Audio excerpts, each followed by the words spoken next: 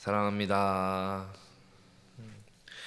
오늘 본문 말씀에서는 예수님께서 제자들을 부르시고 또 그들과 함께 동거동락하시고 가르치시면서 제자된 삶이 어떤 것인지 몸소 보여주시며 이제는 또 때가 되었으니 정말로 하나님 나라의 복음을 전하는 자의 모습, 이 제자된 삶에 대해서 예수님께서 권면하시고 가르쳐주고 계십니다.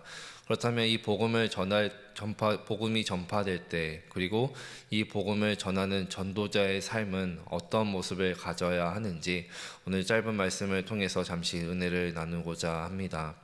먼저 오늘 본문 7절을 보시면 예수님께서 12 제자를 부르셔서 둘씩 짝을 지어서 보내시게 됩니다. 왜 둘씩 짝을 지어서 제자들을 보내셨을까요?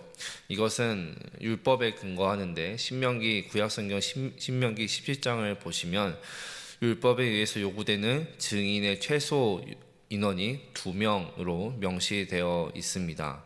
또한 이 율법의 뜻뿐만 아니라 예수님께서 둘씩 짝을 지어서 보내신 데에는 또 다른 깊은 의미가 있는데, 바로 혼자 하지 않고 함께 이 사역을 감당하며 복음을 전파하며 나아갈 때 믿음의 공동체로서 함께 사역을 한다는 것에 깊은 의미가 있습니다.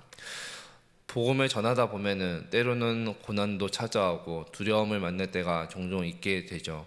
그 두려움도 함께 짊어져 나아갈 때 깊이 빠지지 않고 금방 해소가 되며 더 또 함께 동역하며 나아갈 때 맛보는 기쁨이 충만하게 되기 때문입니다.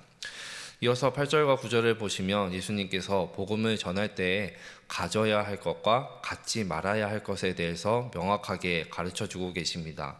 먼저 가져야 할 것에 대해서는 먼저 잘 알고 계시듯이 지팡이만 갖고 나아가라 라고 전도 여행을 하라 이야기를 하십니다. 왜 지팡이만 갖고 나아가라 하셨을까요? 표면적인 의미로 봤을 때는 이 지팡이를 갖고 산속을 다니거나 광야길을 다닐 때 아무도 모르는 그 허허벌판을 다닐 때라도 자신을 보호하기 위해서, 어떠한 짐승으로부터 위협을 보호하기 위해서 지팡이를 갖고 있고, 또한 장거리 여행을 할 때 아마도 걸음걸이의 보조수단이 될 수도 있기 때문입니다. 그리고 예수님은 칼이나 돈을 갖지 말고 지팡이만 갖고 가라, 복음을 전하라 라고 하신 데에는 분명한 또 다른 이유가 있습니다.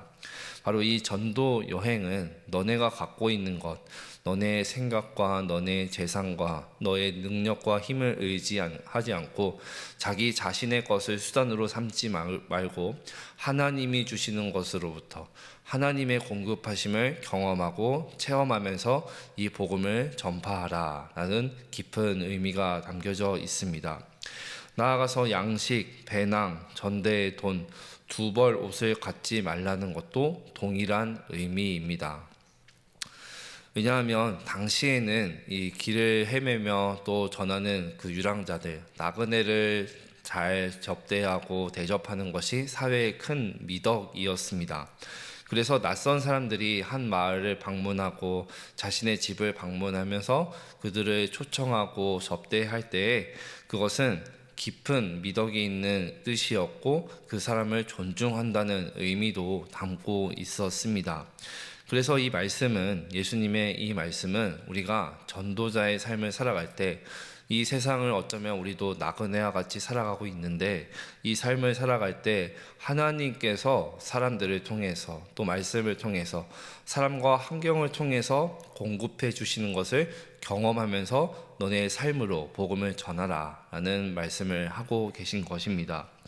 우리가 때로는 하나님을 섬기고 교회를 섬길 때 종종 이런 착각과 오해를 할 때가 있습니다. 내 생활 상황과 환경이 충분히 허락이 되어야, 물질이 충만해져야, 내가 시간이 더 많이 있어야 하나님을 섬기고 교회를 섬길 수 있다라고 생각을 하게 됩니다.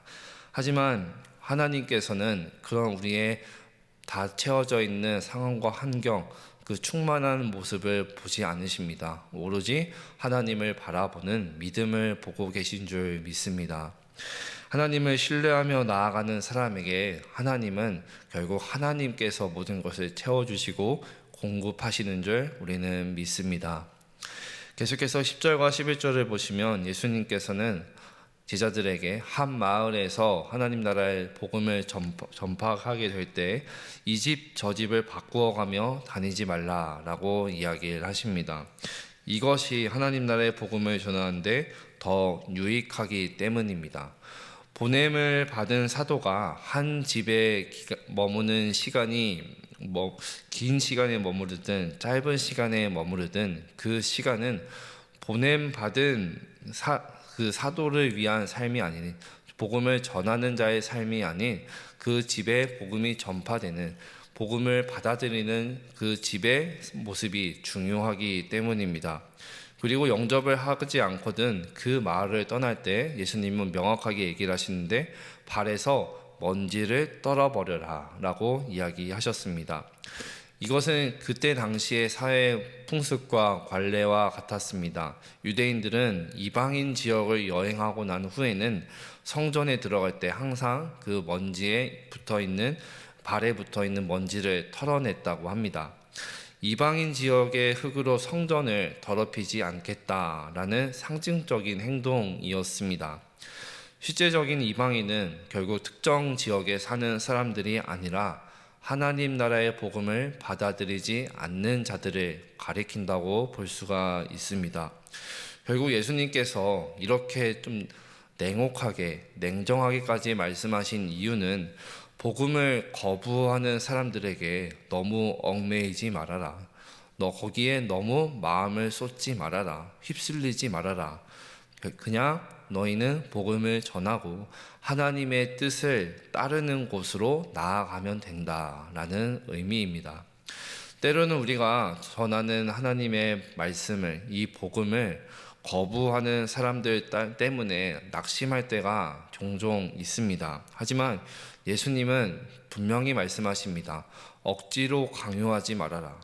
그리고 하나님께서 역사하시는 곳으로 하나님의 뜻을 따라 나아가면 된다. 실망하지도 말고 낙심하지도 말아라 라고 이야기하십니다.